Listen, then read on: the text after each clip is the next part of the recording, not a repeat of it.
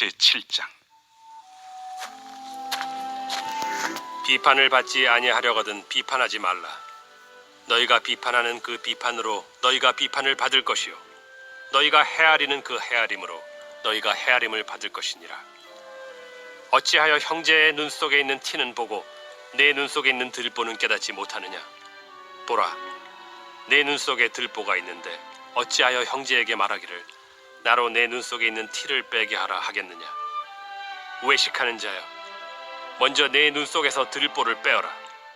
그 후에야 밝히 보고 형제의 눈 속에서 티를 빼리라. 거룩한 것을 개에게 주지 말며 너희 진주를 돼지 앞에 던지지 말라. 그들이 그것을 발로 밟고 돌이켜 너희를 찢어 상하게 할까 염려하라. 우리는 매주 수요일마다 산상수훈의 말씀을 살펴보고 있습니다. 저는 개인적으로 이 산상수훈의 말씀을 설교하면서 참 어렵다라는 생각이 듭니다. 그 이유는 이 산상수훈의 말씀의 해석이 어려워서가 아니라 이 산상수훈의 주제 때문입니다. 산상수훈의 주제는 하나님 나라의 백성들이 어떻게 살아야 하는가를 다루는 것이 이 산상수훈 설교의 주제입니다. 그래서 산상수훈 설교를 하면 할수록 이 말씀대로 실천하기는커녕 실천 불가능한 나 자신의 모습을 발견하기 때문에 산상수훈 앞에서 완전히 발가벗겨지는 노출된 그런 심정입니다. 그래서 산상수훈 설교하면서 참 어렵다는 생각이 드는 겁니다. 이해하기 어려운 말씀이 아니라 실천하기에 너무나 어려운 말씀이기에 여러분처럼 말씀을 밟는 입장에서도 그렇고 그리고 저처럼 말씀을 전하는 입장에서도 산상수훈의 설교가 전하는 그 메시지 주제 때문에 그 의미를 알면 알수록 참 부담이 되는 그런 말씀입니다. 오늘 읽은 본문의 말씀도 우리에게 그런 부담감을 주는 말씀 가운데 하나이죠. 마태복음 5장, 6장, 7장 이 산상수훈에 나오는 대부분의 말씀들은 하나님의 백성들이 하나님 앞에서 어떠해야 하는가, 즉 믿음과 신앙과 거룩에 대해서 말씀을 대부분 다루고 있는데, 그런데 오늘 본문만은 하나님과 우리와의 관계에서가 아니라 사람과 사람과의 관계, 즉 인간 관계에 대한 말씀을 다루고 있다는 특징이 있습니다. 우리가 앞에 살펴본 산상수훈의 설교들은 전부 다 하나님 앞에서의 우리의 모습을 돌아보는 대신관계, 하나님과 나와의 관계를 주제로 다루었다면 오늘 본문의 말씀은 나와 또 다른 사람과의 관계, 인간관계를 주제로 다루고 있습니다. 예수님은 우리가 하나님 나라의 백성으로서 인간관계 속에서 하지 말아야 할 행동으로 하나를 언급하고 있습니다. 오늘 본문 1절에 보시면 같이 한번 읽어볼까요? 시작. 비판을 받지 아니하려거든 비판하지 말라라고 하죠. 하나님 나라의 백성으로서 인간관계 속에서 하지 말아야 할 행동 여러 가지가 있지 않겠습니까? 그 가운데 예수님은 이 행동을 든 것입니다. 무엇입니까? 비판이라는 것입니다. 오늘은 사실 우리가 읽은 본문은 왜 우리가 비판하지 말아야 하는가라는 그 이유를 이제 설명하는 것이 우리가 읽은 본문의 내용입니다. 그 본론으로 들어가기 전에 오늘은 서론 부분만 비판에 대해서 잠시 묵상해 보도록 하겠습니다. 예수님은 하나님 나라의 백성들은 서로 간에 비판하지 말아야 한다. 그렇게 이제 말하고 있습니다. 우리가 이 비판하지 말라라는 주님의 말씀을 접함에 있어서 주의해야 할 것이 한 가지가 있습니다. 판단하지 말라라는 말과 구분해야 한다라는 것입니다. 우리는 비판과 판단을 구분해야 합니다. 예수님의 이 비판하지 말라라는 이 말을 상대방에 대해서 그저 관대한 그런 태도를 지녀야 한다라는 생각으로 받아들이는 것은 제대로 본문을 이해하지 못하는 것입니다. 판단이라 하는 것은 어떤 표준을 갖고 있거나 분별력을 구사하는 행동입니다. 이것이 안 된다면 어떻게 참과 거짓을 우리가 구분할 수가 있겠습니까? 초대교회가 시작되고 난 이래로부터 사도들은 교회 안에서 늘 분별력을 강조하였습니다. 참과 거짓의 분별, 참 진리와 거짓 진리에 대한 분별, 참 교사와 거짓 교사에 대한 분별. 초대교회는 늘 이런 분별을 강조했기 때문에 판단 그 자체를 하지 말라라는 말은 아닙니다. 예수님께서 오늘 본문에서 말씀하신 비판하지 말라라는 말은 정당한 판단까지 해서는 안 된다라는 그 의미가 절대 아니죠. 사람들은 그런데 이 비판하지 말라라는 이 말을 오해해서 비판이 아닌 판단까지도 이것이 사랑이 없어서 그러하며 지나치게 까다롭게 여기는 행동으로 매도하는 경향이 있습니다. 여러분, 그래서 오늘날 교회 안에 권징이 사라졌습니다. 여러분, 초대교회부터 시작된 이 권징, 교회의 권징, 우리가 세례받을 때도 교회의 권징을 받으며 라고 선서했지 않았습니까? 근데 이 교회가 권징을 요즘 하는 그런 경우를 봤습니까? 못 보셨잖아요. 예를 들어서 어느 집사님 이런 문제로 인해서 이번에는 성찬식에 참여하지 마십시오. 그런 말 들어본 적 있습니까? 없어요. 교회 권징이 사라진 지가 옛날에 아주 오래전의 얘기입니다. 왜냐하면 판단과 비판을 구분하지 않고 정당한 판단까지도 비판으로 싸잡아 보려는 그런 경향이 있기 때문입니다. 이것은 남을 정죄해서는 안 된다라는 이 말에 사로잡힌 나머지 너무 반대편으로 극단적으로 치우쳐버린 그런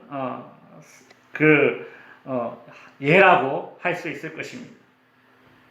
요한복음 7장 24절에서는 외모로 판단하지 말고 공의롭게 판단하라라고 우리 주님은 말씀하셨습니다. 성도 여러분, 판단과 비판은 어떻게 구분될까요? 그렇다면 실제적으로 판단과 비판은 어떻게 구분됩니까?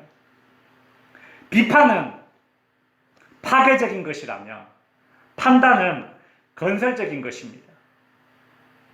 간혹 비판하는 것 그 자체를 즐기는 사람들을 보게 됩니다. 그들은 남의 결점을 발견할 것을 기대하고 있습니다. 아니, 그 결점하기를 바라는 그런 사람들처럼 보입니다.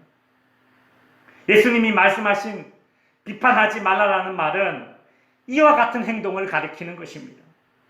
비판을 위한 비판을 기뻐하고 즐기는 것, 상대방이 잘 안 되기를 바라는 마음, 결점과 흠을 찾아내는 것에서 만족을 얻는 것, 결점을 찾지 못하면 억지로라도 만들어내는 행동, 이것이 바로 예수님께서 인간관계 속에서 하지 말라고 하신 비판이라는 행동입니다.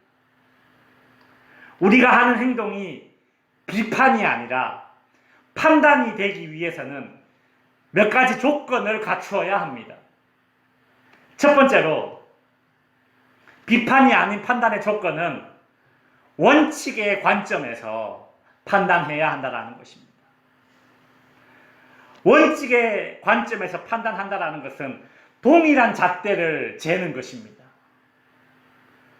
최근 우리나라 대법관 후보에 오른 어떤 판사가 과거에 했던 판결이 구설수에 올랐습니다. 이 판사는 과거에 한 판결에서 버스 기사가 800원을 횡령했다는 이유로 버스 기사를 해고시킨 이 버스 회사의 편을 들어주었습니다. 이 버스 기사는 800원으로 커피 자판기에서 커피를 뽑아 먹었기 때문에 회사에서 해고되었고, 회사 돈을 횡령했다라는 이 낙인이 찍혀서 10년째 직장을 구하지 못하고 막노동판을 전전했습니다. 그런 엄격한 판단을 내렸던 이 판사가 매사에 이렇게 엄격한 잣대로, 엄격한 기준으로 판결을 내렸다면 문제가 되지 않았을 것입니다. 오히려 매사에 원칙을 지키는 올곧은 판사라고 칭찬을 받을 수 있었겠죠. 이 판사가 구설수에 오른 이유는 이와 대비되는 판결을 내렸기 때문입니다. 어떤 검사가 85만 원 상당의 성접대를 받고 기소가 되었습니다. 대가성이 있고 사건 청탁을 위한 성접대를 받은 것으로 보이는데, 이 기소를 이 판사가 기각시켜 버렸습니다. 만일 이 판사가 원칙의 관점에서 판결을 내렸다면 커피를 마시기 위해서 800원, 이 800원을 횡령한 버스 기사가 해고되었듯이 사건 청탁을 받으면서 85만 원 상당의 성접대를 받은 이 검사도 당연히 해임시키는 판결을 내려야만 옳은 것이죠. 분명 똑같은 죄를 짓고 똑같은 행동을 했는데 어떤 사람에게는 매우 엄격한 잣대를 들이대고 어떤 사람에게는 엄격하지 않은 잣대를 대는 것이 잘못입니다. 그런데 우리는 인간관계 속에서 의외로 이런 실수를 자주 저지르게 됩니다. 학생들을 대하는 선생님들 중에도 원칙이 아닌 다른 기준을 가지고 학생들의 행동을 판단하는 경우가 종종 있습니다. 자녀들을 대하는 부모들 중에서도 원칙이 아닌 다른 기준으로 판단할 때가 있을 수 있습니다. 솔직히 고백하자면 저도 그런 경향이 있는 것 같습니다. 맏아들에게는 좀 더 엄격한 잣대를 가지고 대했다가 둘째, 막내로 내려갈수록 좀 더 관대한 잣대를 사용한다는 생각이, 저 자신만 봐도 그런 생각이 듭니다. 예를 들어서 같은 행동을 했다면 맏아들 같으면 분명히 혼내키는데 막내가 하면 그냥 못 본 척, 그죠? 그럼 그렇게 하는 경향이 있을 수 있다라는 거죠. 여러분 어떻습니까? 여러분 자녀를 정말 원칙을 가지고 동등하게 대하고 있습니까?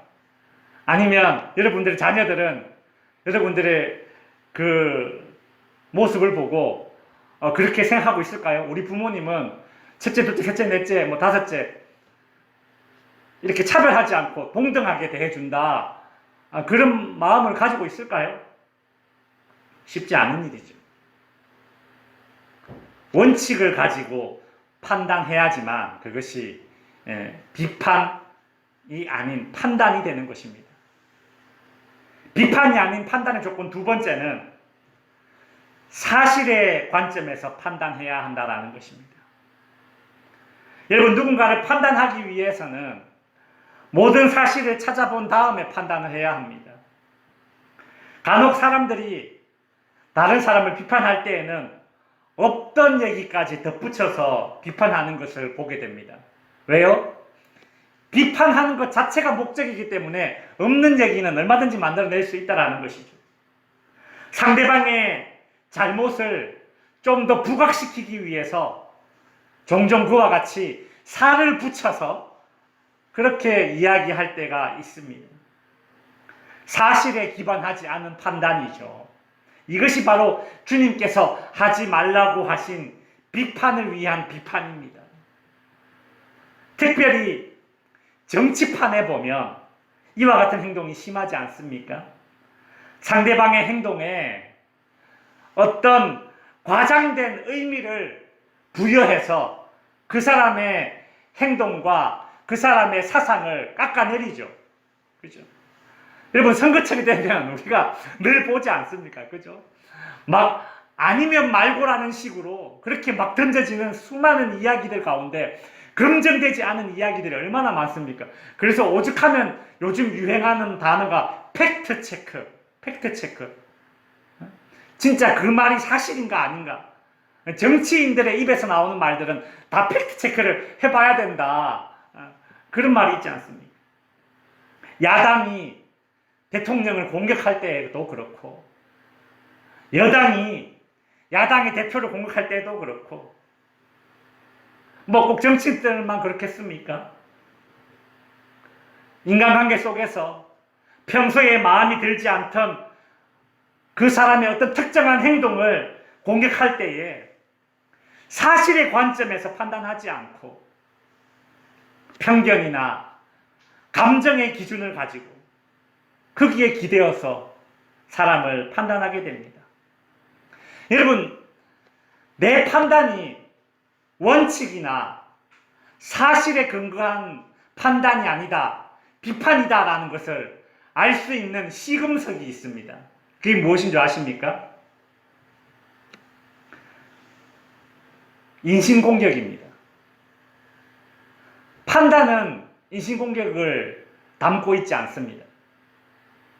그러나 비판에는 인신공격이 담겨질 가능성이 매우 높습니다.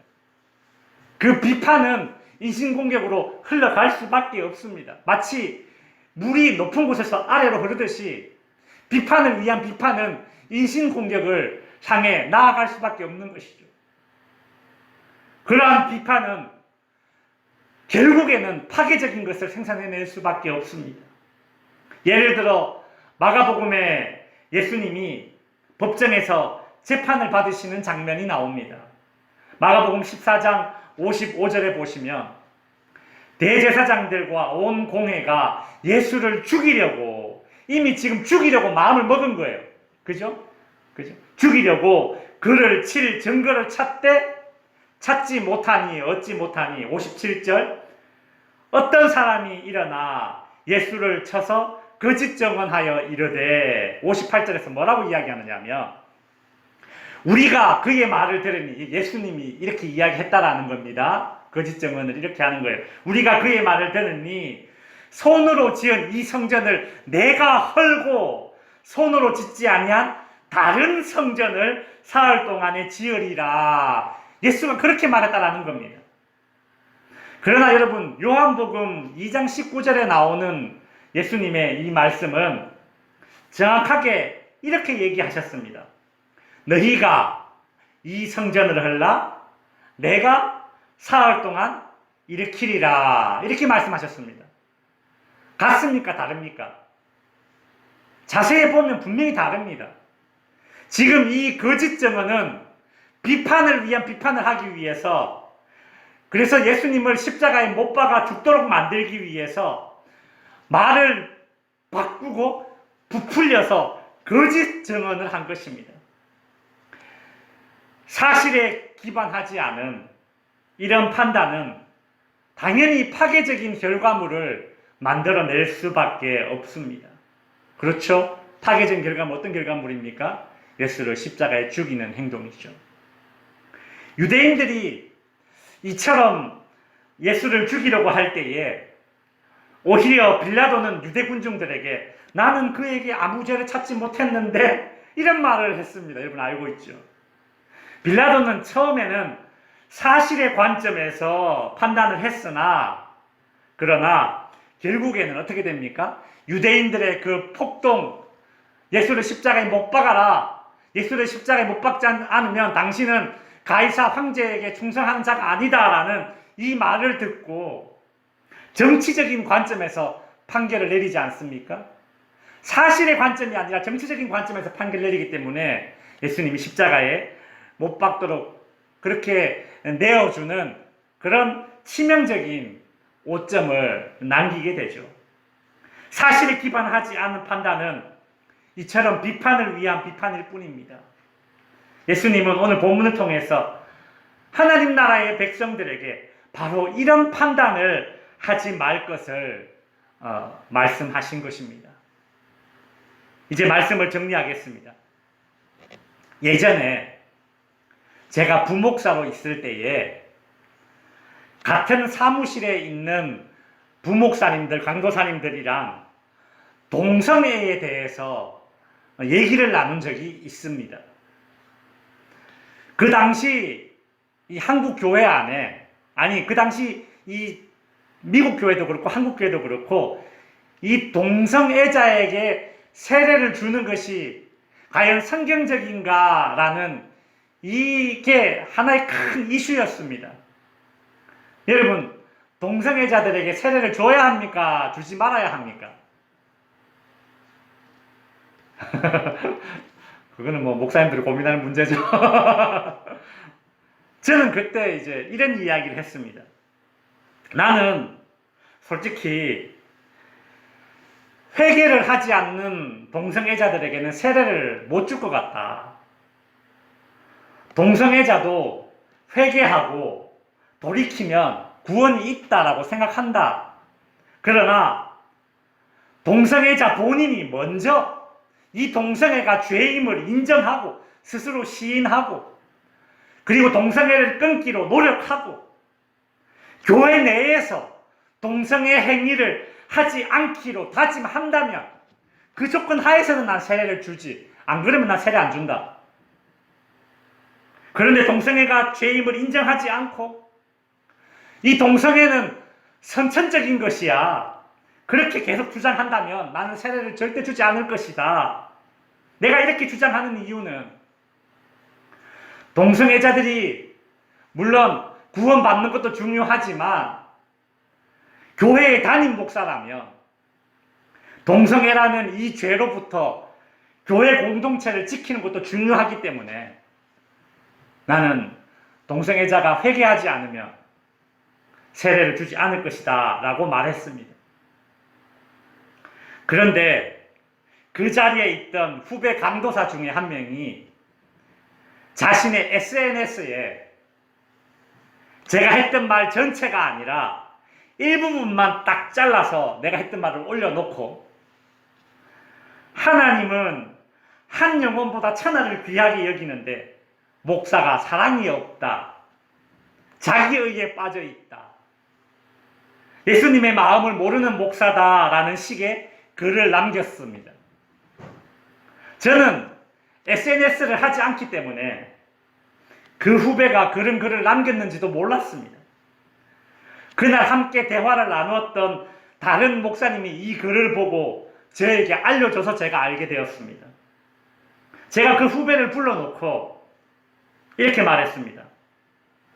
나는 동성애자 본인이 이것이 죄임을 스스로 인정하고 동성애를 끊기로 노력하고 교회 내에서 동성애를 하지 않기로 다짐한다면 세례를 주고 교회의 일원으로 받아줄 수 있겠다라고 말했는데 그 말은 쏙 빼놓고 내가 동성애자들에게 세례를 안 주겠다라는 말만 SNS에 올려놓고 너는 사랑이 많은 그런 주의 종이고 나는 율법주의자인 양 그렇게 글을 써놨냐 내가 막 그래서 혼낸 적이 있습니다. 여러분 무엇이 잘못되었습니까? 무엇이 잘못되었습니까? 판단과 비판을 이 친구가 구분을 하지 못한 겁니다.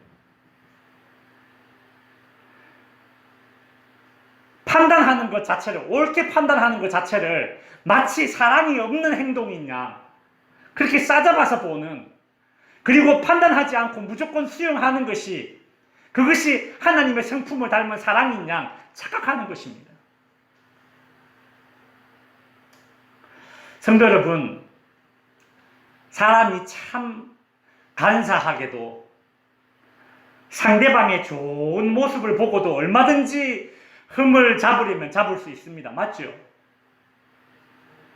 심지어 기도하고 있는 모습을 보고서도 흠집을 잡고 비판을 할 수 있는 것이 바로 사람입니다. 한 바리새인은 성전에 같이 기도하고 있는 세리의 모습을 보고서 그를 비판했다는 사실을 여러분 기억해야 합니다. 이 바리새인이 유대인에게 막 말도 안 되는 엄청난 세금을 삥을 뜯으면서 그렇게 괴롭히는 모습을 보고 비판했다면 그 비판이 정당할 수 있겠으나, 여러분 보십시오. 지금 성전에서 같이 기도하고 있는 그 모습을 보고서도 세리를 비판했지 않습니까? 여러분, 우리는 그렇게 연약한 사람들입니다. 우리는 좋을 때만 좋은 사람이 되지 맙시다. 자기 기분에 따라서 혹은 자기 마음 상태에 따라서 사람을 달리 대하지 맙시다. 좋을 때는 마치 간이고 쓸개고 다 빼줄 것처럼 대하다가 뭐 하나 자기랑 생각이 다르다 그렇게 판단이 되면 상대방의 좋은 모습을 보고서도 안면 싹 바꾸고 심지어 비판하는 사람들이 얼마나 많습니까? 주님께서는 하나님 나라의 백성들이라면 그렇지 않아야 된다라는 것이죠.